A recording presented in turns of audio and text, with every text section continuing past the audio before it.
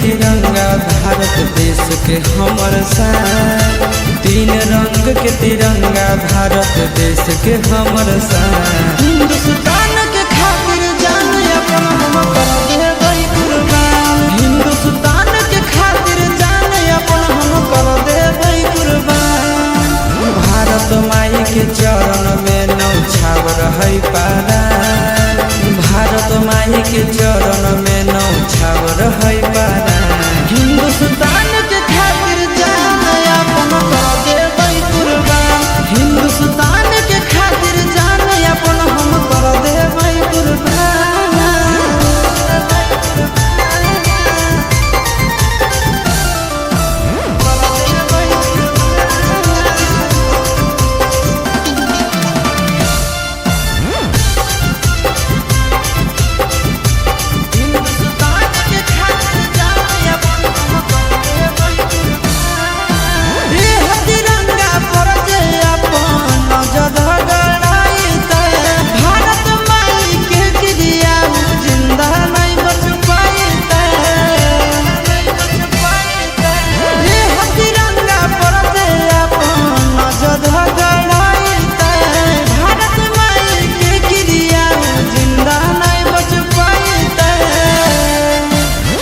तिरंगा के कतना वीर पुरुष दिलकै बलिदान।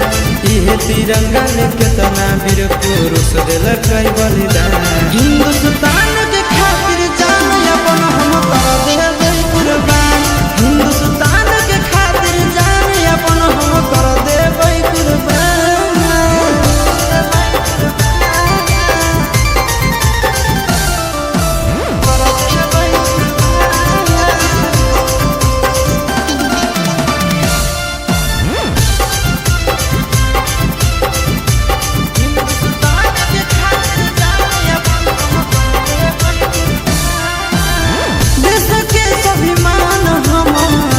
से है बढ़ के झंडा फहराबै दुश्मन के छाती पर गाड़ के।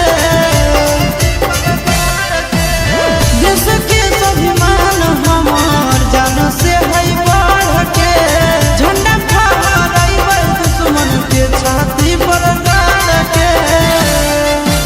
इहे तिरंगा से आशीष चिंटू राजा के पहचान।